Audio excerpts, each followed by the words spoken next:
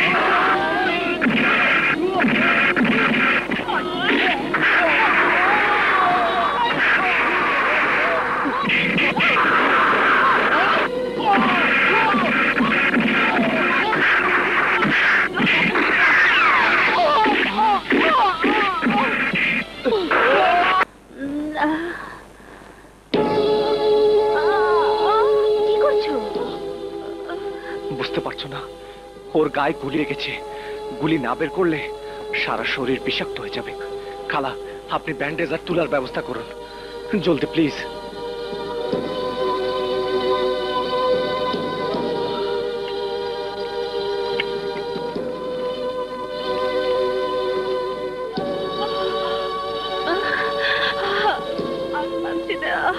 আপনি চুপ করে শুয়ে থাকুন, জয় আপনার শরীর থেকে গুলি বের করে দিচ্ছে।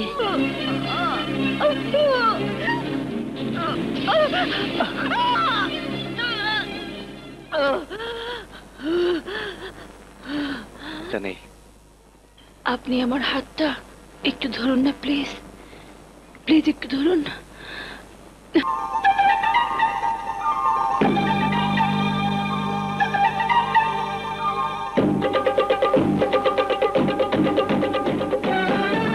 যাচ্ছ? আমার রুমে। আপনার বিশ্রামের প্রয়োজন? না, আমার প্রয়োজন তোমাকে। আপনি ভুল করছেন। না, বসো না কিছুক্ষণ আমার পাশে। আমার ঘুম পাচ্ছে, চলি।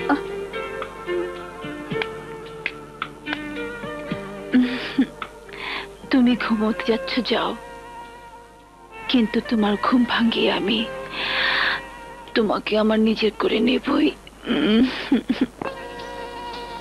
আমি কি ডালিয়ার মনে নতুন কোন স্বপ্নের জন্ম দিয়েছি? কিন্তু তা কি করে হয়?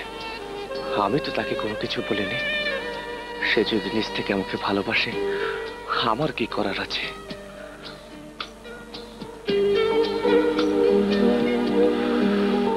আস্তে বাবা, আস্তে। কার কথা ভাবছো? ডালিয়ার কথা নয় তো? এসব তুমি কি বলছো বন্যা? পুরুষ মানুষদের আমি খুব একটা চিনি না, কিন্তু যতদূর চিনি তাতে বুঝেছি পুরুষ মানুষদের বিশ্বাস নেই। অস্বীকার করতে পারবে ডালিয়া তোমাকে অন্য নজরে দেখে? আমি কি করব বলো? তুমি ভালো করে জানো দুনিয়ার বুকে একটি মেয়ের জন্য আমার ভালোবাসা আছে, আর সে হচ্ছে তুমি। কিন্তু ডালিয়া, তার কি হবে? সারা জীবন প্রেম মায়া মমতাহীন একটা জীবনে সে বড় হয়েছে। সে যখন শুনবে তুমি আমাকে ভালোবাসো, তাকে নয়, সে কিভাবে মেনে নেবে? কে কি ভাবলো তারপরও আমি করি না পূর্ণা। আমি শুধু জানি তুমি আমার, আমি তোমার।